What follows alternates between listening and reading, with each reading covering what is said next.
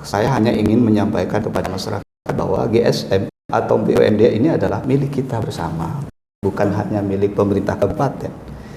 Ya. Nah, ketika ini menjadi milik bersama, maka harus ada rasa memiliki. Betul. Tetapi sekali lagi, rasa memiliki ini akan muncul ketika GSM ini dikenal. Makanya saya selalu open.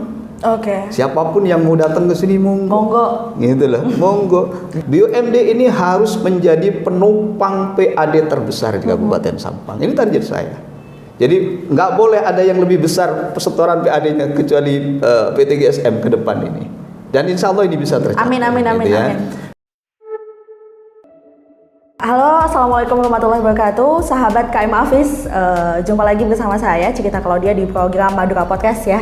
Dan kali ini kita kedatangan bintang tamu yang sangat menginspirasi bagi saya. Sosok Direktur Operasional Bapak Tamsul SE. Selamat siang Bapak. Kita salaman dulu Bapak ya. Iya. Kita akan mengenal lebih dekat dengan PT GSM. GSM adalah PT Geliat Sampang Mandiri. Ya, sebelum kita membahas tentang GSM itu apa, mungkin Bapak perkenalan terlebih dahulu gitu. PT GSM itu adalah saya sempat googling ya Bapak ya, adalah perusahaan holding gitu ya. Mungkin teman-teman sahabat KM Hafiz masih belum tahu apa itu PT GSM.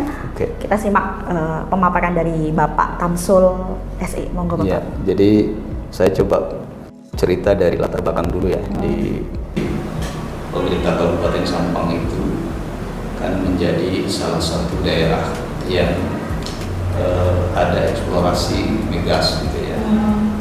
Walaupun dikenal dengan blok Sampang, tetapi migas ini sebetulnya kan mencakupi beberapa wilayah kabupaten termasuk di Sampang. Nah, karena ada banyak potensi sumber daya alam di migas itu, kemudian pemerintah Kabupaten Sampang berinisiatif untuk membentuk badan usaha milik daerah atau yang dikenal dengan BUMD. Oke. Kenapa harus membentuk BUMD? Agar ada partisipasi secara langsung dari pemerintah daerah di dalam proses pengelolaan sumber daya alam yang ada di Kabupaten Sampang. Maka melalui peraturan bupati waktu itu ya, dan kemudian dikuatkan dengan Perda nomor 8 tahun 2008, ditetapkan oleh DPR untuk mendirikan badan usaha milik daerah yang namanya PT GSM. Oke. Jadi ceritanya begitu. Iya, sempat googling juga bahwa PT GSM ini adalah induk perusahaan yang di bawahnya menaungi banyak anak perusahaan, begitu Bapak ya? Iya, betul. Oke. Nah, yang sangat menginspirasi dari sosok Bapak Tamsul SE ini teman-teman, bahwa sebetulnya dalam beberapa tahun kebelakang ini PT GSM ini banyak sekali polemik-polemik gitu Bapak ya. Dan Bapak di sini hadir untuk sebetulnya menjadi harapan gitu loh, harapan agar nantinya PT GSM sendiri bisa dapat laba gitu ya. Terus juga Bapak membenahi sistem ataupun kinerja teman-teman semua, anak perusahaan yang lain gitu. Karena harapannya ke depan ya PT GSM nggak rugi lagi gitu. Ya monggo bisa sambil diceritakan ya, Bapak jadi gimana ini sepak terjangnya. masih ada kaitannya dengan yang di awal gitu ya. Kalau tadi itu holding katakanlah sebagai induk perusahaan, tentu ini mempunyai beberapa anak perusahaan. Dalam konteks ini biar lebih jelas bahwa yang disebut holding ini adalah pemegang saham terbesar atau pemegang saham dari beberapa anak perusahaan yang didirikan oleh PT GSM sendiri ataupun bersama-sama dengan perusahaan lain, baik itu yang swasta maupun badan usaha milik daerah. Jadi holding ini, kami di GSM ini punya beberapa anak perusahaan ya, diantaranya satu misalkan yang PT SMP Sampang Mandiri Perkasa. Tapi dulu Sampang Mandiri Perkasa ini pernah jaya di era tahun 2011, 2012 sampai dengan 2013. Karena waktu itu kita sempat mendapatkan kepercayaan untuk melakukan trading migas, bekerja sama dengan PT Santos yang omsetnya puluhan miliar gitu kan. Tetapi karena ada persoalan-persoalan tertentu melibatkan banyak pihak, muncul di situ persoalan-persoalan hukum gitu. Muncul akhirnya Bapak ya? Muncul akhirnya, kemudian PT SMP ini tidak beroperasi sampai saat ini.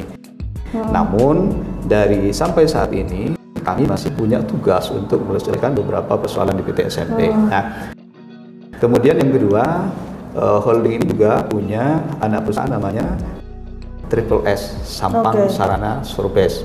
Kita memiliki saham 51% di PT Triple S ini. Bekerja sama dalam membentuk perusahaan ini, kami bekerja sama dengan salah satu anak perusahaan dari PJU, Petrogas Jatim Utama. Jadi BUMD, salah satu BUMD, holding BUMD Provinsi Jawa Timur. Fungsi saham bentuk perusahaan yang bergerak di bidang jasa, atau tepatnya penyedia jasa dari kegiatan-kegiatan yang berhubungan dengan eksplorasi migas. Jadi kita 51% saham kita, 1% punya koperasi, 48% punyanya Petrogas Wirajatim sebagai salah satu anak perusahaan dari BUMD Provinsi. Nah, kemudian di tahun 2007 prosesnya, tapi baru 2021 akhir ini kita juga sudah mempunyai anak perusahaan namanya PT SMA, Sampang Mandiri Amanah. Ya, kalau Sampang Mandiri Amanah ini GSM sebagai pemegang saham terbesar, yakni 99%. 1%-nya adalah milik daripada koperasi KPN Pegawai Negeri di Kabupaten Sampang.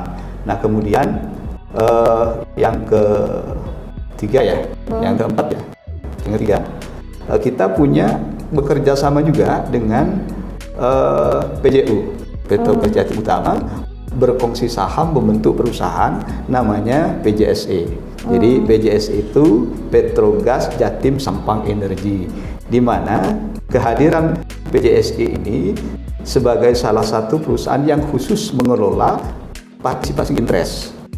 Ya, dan alhamdulillah ini progresnya sudah luar biasa. Jadi dari PT SMP, kemudian PT SMA, PT Triple S dan PJSE ini merupakan salah satu sumber pendapatan yang bisa menopang pemasukan kepada GSM untuk bisa menyetor dividen kepada pemerintah gitu ya. Nah, dari anggaplah induknya ini PT GSM dengan punya anak 4 perusahaan tadi yang sudah dijelaskan gitu. Otomatis banyak sekali problem yang sudah terjadi di sana, Bapak gitu. Ya, jadi kalau kita boleh tahu gitu ya, biar sahabat KM Afis juga melek gitu kan ya, dan tahu juga hadirnya Bapak Tamsul, Bapak Tamsul ya. Bapak Tamsul di sini adalah untuk membenahi apa yang menjadi miss gitu ya mungkin ya Bapak ya di dalam anak perusahaan itu sendiri.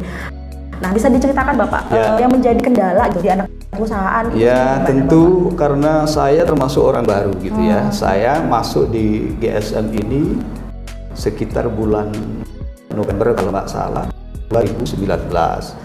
Pada saat saya masuk ke sini, posisi saya sebagai direktur operasional. Dan tentu waktu itu masih ada direktur utama. Jadi posisi saya waktu itu diberikan kewenangan untuk melakukan penataan di internal perusahaan, baik di internal GSM sendiri maupun di internal anak-anak perusahaan, karena kita sebagai pemegang saham mayoritas kan. Nah, 2019 saya masuk, 2021 kalau nggak salah ya, Direktur Utama PT GSM itu mundur. Jadi berdasarkan Undang-Undang Perseroan, otomatis semua tanggung jawab perusahaan ketika ada kekosongan Direktur Utama itu menjadi tugas dan tanggung jawab saya sebagai salah satu direksi di perusahaan. Gitu kan? Jadi kalau istilahnya orang-orang sekarang ini, Mbak, saya ini jenderal, tapi pendapatan ya tetap kopral. Gitu ya. Posisi saya jenderal, pendapatan kopral. Jadi tanggung jawabnya, tanggung jawab yang besar, tanggung jawabnya sangat besar dan luar biasa, karena harus mengelola mengawasi dan mengelola beberapa perusahaan. Di sisi lain saya tidak punya partner. Gitu. Tetapi karena ini menjadi bagian dari komitmen kerja yang dibangun atas oleh pemerintah daerah dengan kami waktu masuk di GSM, ya mau tidak mau saya harus melakukan evaluasi dan mengambil langkah-langkah taktis untuk menyelesaikan persoalan-persoalan yang ada baik di internal GSM maupun yang ada di internal anak perusahaan. Jadi tugas saya masuk di GSM ini 3 sebetulnya. Yang pertama, bahwa saya diminta untuk melakukan pembenahan ya di internal maupun di beberapa anak perusahaan itu. Tentu mungkin pembenahannya agak beda karena kalau anak perusahaan itu sudah punya kewenangan tersendiri atau independen di dalam melakukan penataan perusahaan. Kita hanya kebijakan-kebijakan sudah dituangkan di situ, tapi kita bisa melakukan evaluasi melalui rapat-rapat umum pemegang saham di setiap momen. Itu 1 tahun biasanya 2 kali, rapat tentang RKAP, rencana anggaran kerja perusahaan, dan rapat pembukuan atau tampu gitu ya. Nah, bisa kita lakukan hal-hal seperti itu. Nah, yang kedua, ada beberapa problem gitu ya. Di antaranya adalah persoalan PT SMP yang sampai saat ini belum final, belum selesai. Padahal kasus PT SMP ini muncul sejak tahun 2012. Jadi sampai sekarang belum hampir 10 tahun berarti? Hampir 10 tahun. Nah, maka saya masuk ke sini, salah satu komitmen yang dibangun bagaimana kemudian saya ini bisa menyelesaikan persoalan di PT SMP itu sendiri. Ya, di PT SMP. Nah, yang ketiga, tugas saya itu komitmen kerja yang dibangun antara saya dengan pemerintah kabupaten, dalam konteks ini Pak Bupati ya sebagai pemegang saham di BUMD ini adalah ini perseroda ya, perseroan daerah. Perseroda tentu beda dengan Perum. Perusahaan umum daerah Perumda misalkan seperti Perumda Air Minum dan lain-lain ini beda. Karena kalau Perumda itu mungkin orientasinya kepada pelayanan konsumen, bagaimana memberikan pelayanan yang baik kepada konsumen, bukan mengejar berapa laba yang harus didapat. Oriented gitu ya, bukan jadi gitu lagi. Benefit oriented gitu kan, memberikan manfaat. Kalau Perseroda ini sudah pasti karena ini adalah perseroan, tentu berarti profit nih. Profit oriented. Jadi bagaimana kemudian saya ini diperintah oleh pemegang saham, dalam hal ini Pak Bupati, untuk bisa perusahaan ini bisa profit, bisa untung, sehingga dari profit ini nanti bisa ada tambahan setoran PAD kepada pemerintah daerah. Jadi 3 poin ini yang menjadi tugas utama saya masuk ke PT GSM ini. Kalau boleh tahu jalan ninja Bapak gitu, taktisnya Bapak nanti gimana caranya? Bapak bisa share mungkin ke sahabat kayak Mafis itu sendiri. Ya tentu misalkan ada itu nggak sih, ada kayak ramuan-ramuan gitu. Ya, jadi satu ya, kalau saya di pembenahan internal misalkan, ya tentu saya mengevaluasi beberapa hal yang ada di internal perusahaan. Satu misalkan baik itu dari persoalan manajemen SDM-nya, manajemen keuangannya, manajemen sumber daya yang lain gitu kan, kita melakukan evaluasi. Memang untuk di internal GSM beberapa tahun ini kita lebih fokus kepada bagaimana menyelesaikan tunggakan penyelesaian temuan dari Badan Pemeriksa Keuangan. Itu. Ya, walaupun secara administratif ini cukup mengganggu karena akan berpengaruh secara langsung terhadap penilaian yang ada di dalam perusahaan.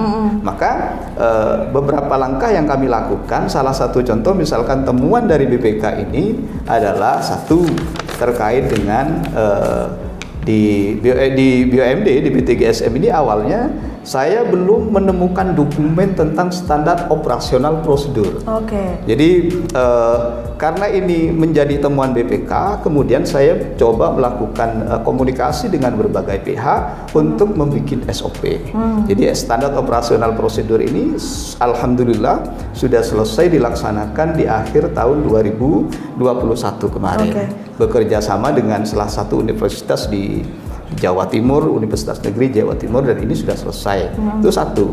Kemudian yang kedua, di awal pembentukan PT SMA ini gitu ya, juga ada temuan BPK terkait dengan proses pendirian PT SMA yang dianggap belum memenuhi syarat karena belum ada kajian bisnis terkait dengan berdirinya PT SMA. Jadi dikatakan tidak layak gitu Bapak? Ya, dikatakan perusahaan tidak layak. Tidak layak gitu kan. Akhirnya di tahun yang sama kami juga menyelesaikan itu.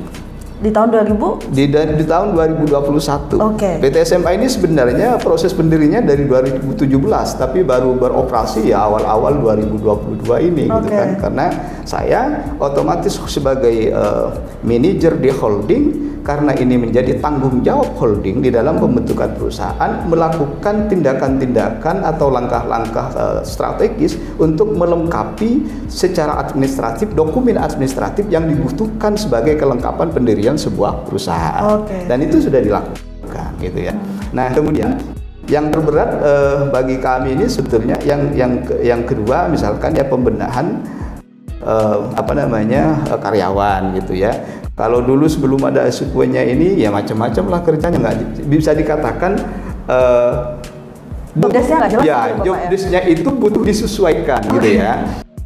Kalau misalkan sarjana hukum tentu dia misalkan ditempatkan di keuangan ini kan nggak mungkin. Jadi kemudian kita coba melakukan evaluasi itu, mereka disesuaikan dengan satu background pendidikan dan spesifikasi bidang kerja yang mereka miliki. Jadi kalau yang punya spesialis tentang akuntansi dan keuangan ya kita taruh di bagian akuntansi dan keuangan. Yang backgroundnya misalkan hukum kita taruh di sebagai legal di dalam perusahaan. Jadi penataan sumber daya manusia ini menjadi sangat penting karena ini menjadi tolak ukur keberlangsungan hidup perusahaan. Betul sekali. Jadi perusahaan ini mau hidup mau enggak itu tergantung dari bagaimana kita mengelola SDM-nya. Betul. Jadi di internal kami sudah dilakukan hal-hal yang semacam itu, walaupun sampai saat ini belum bisa dikatakan tuntas gitu ya. Tapi saya mencoba untuk melakukan pembenahan itu secara bertahap, disesuaikan dengan posisi keuangan di perusahaan. Karena kalau BUMD ini agak beda dengan perusahaan-perusahaan swasta yang lain. Semuanya berbasis kinerja, terukur gitu kan. Dan ketika saya salah sedikit saja, ini akan menjadi temuan. Itu lebih baik akan jadi teman BPK gitu. Jadi prinsip kehati-hatian di dalam menata semua sistem yang ada di internal perusahaan itu betul-betul menjadi prioritas penanganan bagi kami gitu. Ya, itu adalah tiga di tahun 2021 bahwa Bapak Tamsul selaku Direktur Operasional di PT GSM ini sudah memberikan ramuan-ramuannya gitu untuk membenahi PT GSM selaku induk perusahaan dari PT-PT anak perusahaan yang lain gitu Bapak ya. Iya. Nah, kita sempat membahas tadi sebelum podcast ini dimulai membahas tentang proyeksi laba 2022 gitu Bapak ya. Nah, itu sambil lalu bisa Bapak jelaskan gitu ya tentang proyeksi laba di tahun 2022. Berarti ini masih takraan berarti Bapak ya? Atau sudah ini? Ya, karena begini, jadi proyeksi laba ini sudah ditetapkan berdasarkan kesepakatan rapat umum pemegang saham. Gitu ya, di awal tahun itu biasanya kita mengadakan rapat umum pemegang saham untuk menetapkan beberapa poin, diantaranya terkait dengan proyeksi laba perusahaan. Tentu proyeksi laba perusahaan ini kan berdasarkan potensi-potensi yang ada di perusahaan gitu loh. Jadi ini mungkin yang perlu dipahami bersama. Nah, dasar dari pembuatan proyeksi perusahaan ini juga didasarkan dari potensi-potensi pendapatan yang ada di masing-masing anak perusahaan. Jadi kalau di perusahaan kami itu kita kenal istilahnya laporan tribulanan. Setiap 3 bulan ada kewajiban dari anak perusahaan itu untuk memberikan laporan keuangan. Nah, setiap tahun kita selalu mengadakan rapat umum pemegang saham yang namanya RKAP tadi itu di semua anak-anak perusahaan. Sehingga pada saat itu kemudian anak perusahaan itu menyampaikan secara detail tentang potensi-potensi bisnis yang mereka miliki. Yang kemudian dari potensi-potensi bisnis ini ada kontrak kerjasama dengan berbagai pihak, dan kontrak kerjasama dengan berbagai pihak ini yang kemudian dijadikan dasar untuk menyusun proyeksi keuangan gitu. Termasuk dalam hal ini adalah proyeksi rugi laba itu. Jadi bukan hanya sekedar kita menyusun ini, tapi berdasarkan fakta-fakta sebelumnya maupun potensi-potensi bisnis yang akan datang. Yang itu merupakan datanya sudah ada. Jadi sudah ada kontrak kerjasama dengan beberapa pihak di anak-anak perusahaan itu. Nah, yang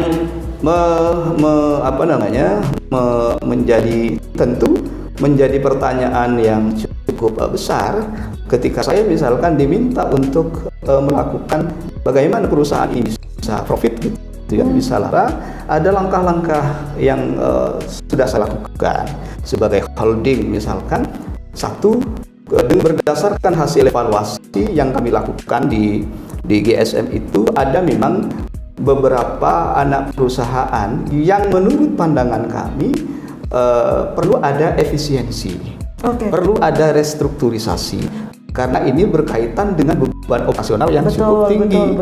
Kalau beban operasional perusahaan itu cukup tinggi, otomatis ini juga berpengaruh terhadap rugi laba yang mau diberikan kepada kami. Nah, contoh misalkan keberadaan beberapa kantor perwakilan anak perusahaan itu di Jakarta, kemudian di Surabaya, ini sudah kita lakukan evaluasi dan kita lakukan efisiensi. Nah, evaluasi dan efisiensi serta restrukturisasi itu semata-mata untuk mengurangi beban operasional agar nanti bisa ada tambahan setoran dividen kepada kita, gitu loh. Jadi dividen yang setoran kepada kita ini kemudian nanti menjadi salah satu hal yang bisa membuat perusahaan kita ini labanya semakin tinggi. Naik. Ya, itu satu. Kenapa? Karena sejatinya ini adalah perusahaan daerah di Kabupaten Sampang, didirikan di Sampang. Komitmen awal mendirikan perusahaan ini tentu harus bisa membantu pemerintah daerah di dalam satu, membantu meningkatkan pertumbuhan ekonomi, kan begitu. Yang kedua, mengurangi tingkat pengangguran, gitu kan. Yang ketiga, melakukan transformasi atau alih teknologi. Nah, 3 poin ini sebetulnya menjadi tugas yang utama dari kami sebagai holding untuk bisa membantu pemerintah daerah, di samping tentu membantu pemerintah daerah dalam rangka meningkatkan pendapatan asli daerah melalui sektor BUMD, gitu. Jadi poin-poin ini menjadi sangat penting. Maka ketika ini sangat penting, saya mencoba untuk mengembalikan kepada visi dan misi awal didirikannya perusahaan ini. Iya, betul sekali. Jadi salah satu langkah-langkah melakukan restrukturisasi, kemudian efisiensi. Jadi seperti perampingan karyawan. Iya, perampingan. Jadi misalkan keberadaan kantor Jakarta selama ini. Perusahaan-perusahaan, ya saya katakanlah seperti ini, sebelum Bapak hadir di sini, saya menganggapnya bahwa PT GSM itu sendiri seperti perusahaan yang mati enggan, hidup tak mau, gitu ya Bapak ya. Udah inilah maksudnya. Nah, otomatis di situ pasti seperti karyawan yang nggak jelas kerjaannya seperti apa, gitu kan. Beban tugasnya juga ini, job desk-nya juga masih seperti ini. Bapak hadir di sini untuk mempertegas sekaligus ini ya Bapak ya. Ya, jadi hal yang ingin saya sampaikan kepada teman-teman ya, KM Hafiz, sahabat, teman-teman semua ya, bahwa saya berusaha bagaimana membumikan BUMD, bagaimana membumikan GSM, bahwa GSM atau BUMD PT GSM ini bukan makhluk yang menakutkan, betul. Atau bukan makhluk yang misterius. Jadi saya selalu open dengan semua pihak yang berkepentingan untuk bisa mencari informasi dan ingin tahu tentang GSM dan BUMD seperti apa. Saya selalu open, saya selalu terbuka. Karena apa? BUMD ini didirikan setoran modalnya dari pemerintah daerah, yang otomatis setoran modal dari pemerintah daerah ini diambilkan dari pajak masyarakat, retribusi masyarakat. Jadi saya ingin ada kesadaran, gitu ya, kesadaran, maksud saya kesadaran atau pengetahuan yang utuh bahwa BUMD ini sebetulnya milik kita semua. Betul. Saya ini hanya mengelola, gitu, bukan kan, hanya tapi milik elit-elit. Bukan. Karena apa? Modal dasar yang ditetapkan diserahkan kepada kami di GSM ini adalah hasil dari pajak dan distribusi yang diberikan masyarakat kepada pemerintah daerah. Betul sekali. Jadi punya hak dong masyarakat misalkan bertanya kepada kami, ini gimana nih? Saya setor pajak nih sekian dalam 1 tahun. Ini kok nggak impact nih sama kita masyarakat Sampang misalnya? Seperti itu pun nggak masalah. Betul. Nah, makanya hadir Bapak Tamsul di sini untuk memperbaiki itu semua, gitu ya. Ya mudah-mudahan lah saya berikan kemampuan itu. Iya, target ke depan Bapak mungkin sampai ada ini skala prioritas gitu ya yang harus sampai selesaikan mungkin gimana? Ya, dari beberapa anak perusahaan ini, misalkan nih salah satunya di Triple S gitu ya, saya dalam rapat umum pemegang saham kemarin sudah memberikan arahan, masukan, bimbingan gitu ya, untuk melakukan ekspansi bisnis. Ya kan, ekspansi bisnis, karena saya melihat bahwa dari beberapa tahun bisnis yang dilakukan oleh anak perusahaan ini ya hanya berputar di itu saja gitu ya. Jadi itu saja yang kebetulan mitra kerja daripada PT Triple S ini punya pekerjaan atau melakukan eksplorasi di wilayah Blok Sampang. Nah, saya berharap bahwa PT Triple S ini ke depan mampu membangun komunikasi bisnis atau jaringan bisnis di luar blok-blok yang sudah memang ada. Karena di Blok Sampang ini kan sudah masuk Blok Sampang, masyarakat Sampang mulai sudah terdampak. Ini saya rasa kita masih bisa untuk melakukan semacam penetrasi agar bisa bekerja sama dengan perusahaan-perusahaan kami yang ada di Kabupaten Sampang. Tetapi kecerdasan seorang manajer di dalam perusahaan ini salah satu yang menjadi indikator adalah bagaimana dia mampu membangun jaringan bisnis dengan perusahaan-perusahaan lain, melakukan ekspansi bisnis gitu ya. Nah, ini yang Triple S, dan alhamdulillah sekarang sudah mulai bekerja sama dengan salah satu perusahaan eksplorasi juga di bidang kepelabuhan di Banyuwangi gitu kan. Jadi sudah ada ini. Kemudian di sisi lain alhamdulillah ini berkat doa kita semua, buat masyarakat Sampang semua yang namanya PJSC ini, kita sudah melakukan penandatanganan pengalihan partisipasi interest 3% ya antara Petronas, kemudian PT Saka dan PT PJU sebagai salah satu komitmen bersama untuk mengalihkan pengelolaan PI 3% itu kepada kami di PT PJSE. Nah, kami di PJS ini sebagai pemegang saham 48%. Otomatis ketika ini sudah ditandatangani, prosesnya nanti melalui SKK Migas tinggal menunggu persetujuan Kementerian di SDM. Baru setelah itu, insya Allah dan mudah-mudahan doanya semua, tahun ini sudah bisa cash in ke kita. Gitu. Tapi kalau melihat dari proyeksi laba yang dilaporkan oleh PT PJSC kepada kami sebagai holding, ini sudah masuk di tahun ini, insya Allah paling tidak Oktober atau bulan November. Paling enggak bukan lagi perusahaan mati enggan hidup tak mau lagi gitu ya. Karena kita udah mulai berlari lah gitu. Nah, ini mungkin yang menjadi pertanyaan, kenapa hanya 3% gitu kan? Ini sering saya ditanya. Kenapa nggak diambil 10% gitu kan? Iya benar, kenapa hanya 5%? Undang-undang menyatakan 10%, kenapa kita ambil 3%? Begini, memang menurut peraturan pemerintah itu gitu ya, semua kebutuhan kita untuk mendapatkan PI dari sisi keuangan dan lain-lain ditanggung oleh K3S yang bersangkutan, dalam hal ini Petronas dan PT Saka gitu kan. Tetapi jangan ingat bahwa uang itu yang dijadikan modal untuk mendapatkan PI itu bukan gratis. Kita ngutang gitu loh. Ya, baik. Kita ngutang, jadi semakin tinggi nilainya, misalkan 10% yang kita dapat, tentu hutang kita kepada mereka semakin besar. Nah, kenapa ambil 3%? Ini juga perhitungan kita, karena sumber minyak Petronas Carigali Ketapang ini akan habis di tahun 2028. Kalau kita paksakan misalkan ambil 10%, nggak nututi. Artinya kita dapat PI tapi nggak dapat duit. Karena duitnya 100% bisa dikembalikan kepada Petronas sebagai pensupport modal gitu ya. Nah, dengan hitungan 3%, kita kemarin kalkulasi bahwa kita butuh biaya sekitar 12 juta US dollar. 12 juta US dollar ini kemudian menjadi pinjaman yang dibayar, komposisi pembayarannya 80% kita bayar kepada mereka, 20% masuk kepada PJSC. Jadi ada sisa 20% dari penghasilan dari proses pengalihan PI ini yang bisa langsung masuk pada PJSC. Nah, kalau di total ya kira-kira 2,8 miliar lah per tahun itu. Jadi di tahun pertama, karena break even point yang sudah kita kaji ini kira-kira nanti berakhir 5 tahun. Jadi 5 tahun itu sudah kita selesai membayar utang. Artinya ketika misalkan masih ada perpanjangan kontrak dan sumur ini masih bisa produktif untuk bisa didapatkan, nanti 100% dari 3% itu sudah menjadi hak kita semua. Jadi karena DP-nya tadi udah dijelaskan kalau DP-nya 5 tahun. 5 tahun gitu ya. Kalau kita pasangan 10% nggak nututi. Iya, betul. Kalau ini BEP 5 tahun ini sudah tercapai, otomatis 3% utuh ini bisa ke kita. Gitu lah. Itu yang pertama ya.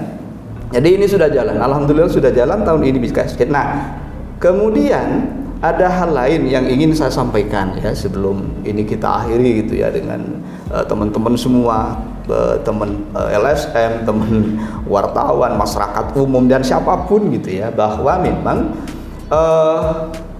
Madura ini menjadi tempat eksplorasi migas yang sangat besar, sangat banyak, bahkan bisa dikatakan sekian puluh persen penghasilan pemerintah provinsi yang berasal dari sektor migas ini ditopang oleh Madura. Luar nah, biasa. Pertanyaannya sekarang, bagaimana kemudian masyarakat Madura bisa menikmati potensi-potensi sumber daya alam yang dieksplorasi ini kan gitu? Iya benar. Nah, saya selalu menyarankan kepada semua pihak, misalkan di Pamekasan, Kabupaten Pamekasan nggak punya BUMD yang bergerak di bidang migas.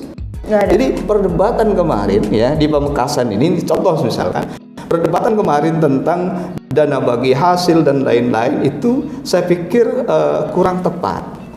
Karena yang bisa menikmati dana bagi hasil dari migas ini adalah daerah yang ditetapkan sebagai daerah penghasil. Kalau bicara zonasi sekarang ini 0 sampai 12 mil laut itu sudah menjadi milik provinsi. Jadi semua hak-hak daerah ini dengan kehadiran undang-undang itu dihabisi. Gitu. Maka ketika mau bicara tentang bagi hasil, undang-undang tentang bagi hasil ditetapkan dulu daerah itu sebagai daerah penghasil, kemudian setelah itu 6% dari total penghasilan bisa dapat bagian hasil gitu loh. Ya, satu-satunya yang bisa dapat dana bagi hasil ya Bojonegoro. Karena Bojonegoro itu punya sumber minyak di darat atau onshore. Sementara yang lain belum.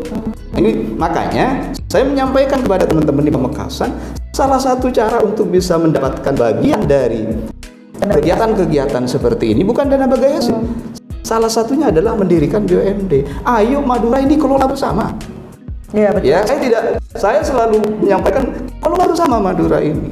Karena potensi migas di Madura luar biasa. Enggak bisa kemudian kita biarkan orang luar Madura yang mendapat hasil yang banyak di sini, sementara orang Madura nggak dapat apa-apa. Betul. Kompensasi yang selama ini diberikan oleh K3S kepada masyarakat Madura ini hanya CSR. Ya, CSR ini seberapa? Kalau CSR ini langsung kepada masyarakat terdampak.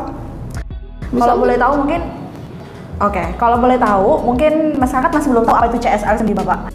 Ya, bisa dijelaskan. Dan CSR ini kan dana kompensasi.